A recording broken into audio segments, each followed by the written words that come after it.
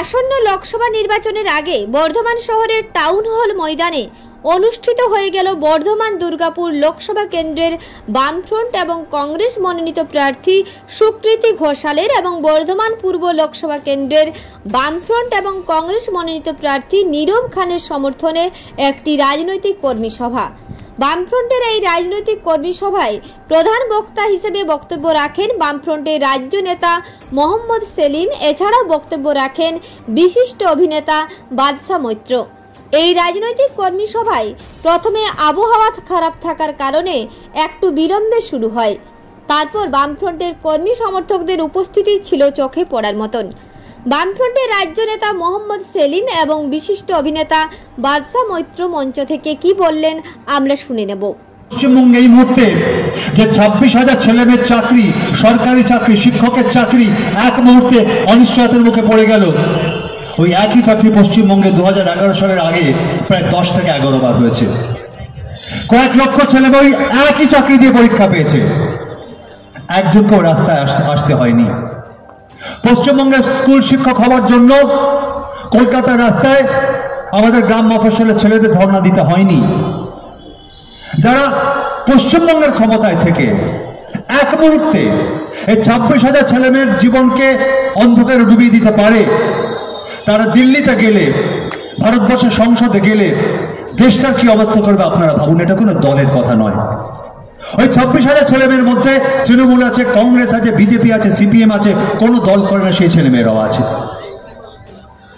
তার সঙ্গে বিজেপি গোটা ভারতবর্ষের মুখে যাদের বক্তব্য কি বিভাজন, সম্প্রদায় দিয়ে, ধর্ম দিয়ে, জাতি দিয়ে, বর্ণ দিয়ে। উন্নয়ন তার কাছে উন্নয়ন মানে মন্দির। ভারতবর্ষের আমরা যারা মানুষ, এই রাজ্যের মানুষ, আমরা আমাদের ধর্ম, আমাদের সম্প্রদায়, আমাদের বড় হওয়ার সঙ্গে আমরা চিনেছি, আমরা জেনেছি, আমরা বুঝেছি, আমাদের পরিবার থেকে জেনেছি, আমাদের সংস্কৃতির মধ্যে মিশে আছে সবকিছু। আমি যে শহরে বড় হয়েছে মুর্শিদাবাদ জেলা, সেলিমতে যে অঞ্চলের যে কেন্দ্রের প্রার্থী, আমি আপনাদের দেখিয়ে দেবো ছবি তুলে। আমার শহরে, আমার লালবাগ শহরে মন্দির এবং মসজিদ একসঙ্গে আছে, একটাই দেওয়াল, যার একদিকে মন্দির একদিকে মসজিদ। বিজেপি এটা করতে চায় না। বিজেপি চায় ওই মন্দির মসজিদের যারা যান তারা কোনো লড়াইতে, কোনো মিছিলে যাতে একসাথে পথ না হাঁটতে পারেন, সেই রাজনীতি করে ওরা। আপনাদের কাজ হচ্ছে শুধু চাকাটা একটু ঘোরাবেন, খুব বেশি দিন ঘোরাতে হবে না। আজকে ক তারিখ? 9 তারিখ। ভোট ক তারিখ? 13 তারিখ। 4 দিন একেবারে চুপচাপ ইভিএমে সব ভোট সিপিএমে চাকা ঘুরতে আরম্ভ করে দেবে। চাকা ঘুরছে, চাকা ঘুরছে। আপনারা নিজে জানেন, আমি নিজে প্রার্থী ছিলাম মুর্শিদাবাদে। যারা বলছিল এই ভোট লুট করে দেবো, এই দখল করে নেবো, এখানে এরকম আছে কিছু কিছু। আমি সেই সমস্ত তৃণমূলী গুন্ডা মস্তানদেরকে বলি, মমতা ব্যানার্জি নিজের ভাইপো, ভাইপোর বউ, নিজের পরিবার ছাড়া আর কারো স্বার্থ দেখেন না। ফেসে গেলে কেউ নেই। সুতরাং এই ছিচকে চোরদেরও বলছি, চাচা আপন জান বাঁচা। মানুষ খেপছে, মানুষ ভীষণভাবে বিরক্ত, মানুষ ঐক্যবদ্ধ হচ্ছে, একটা নতুন বিকল্প পেয়েছে। যারা মনে করেছিল বিজেপি শায়েস্তা করবে, বিজেপি শায়েস্তা করেনি, করতে পারে না। আজকে যে বিচারপতি অমৃতা সিনহা এজলাসে বলেছেন অন রেকর্ড, ভাইপোরা তো সম্পত্তি থেকে বাড়লো, লিপস অ্যান্ড বাউন্সের সম্পত্তি কবে থেকে বাড়লো, তৃণমূলের নেতাদের সম্পত্তি কবে থেকে বাড়লো। বিচারপতি অমৃতা সিনহা বললেন 2013 পর থেকে।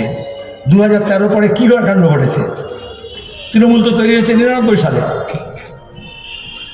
তৃণমূলের সরকার তো এসছে 2011-তে। 2013 পরে 2014-তে বিজেপির সরকার এসছে, মোদি চৌকিদার হয়েছে। সাইয়া ভাই কোতোয়াল ডর কায়েগা। আপনাদের এখানে যদি থানেদার, আইসি, এসপি যদি নেতা নেত্রী, কয়লা পাচারকারী, স্মাগলার, গুন্ডার যদি ঘনিষ্ঠ হয়, তাহলে তার গুন্ডামি বেড়ে যায়, তার মস্তানি বেড়ে যায়, তার আমদানি বেড়ে যায়। এরকম দিল্লির চৌকিদার মমতার ঘনিষ্ঠ হয়েছে বলেই ভাইপোর সম্পত্তি আরও বেশি বেড়ে গেছে। আজকে বিশ্বাস করুন, পিসি ভাইপো জেলের বাইরে আছে শুধুমাত্র দিল্লিতে মোদির সরকার আছে বলে। পূর্ব বর্ধমান থেকে দেবাশিস ঘোষের রিপোর্ট, রূপসী বাংলা মিডিয়া।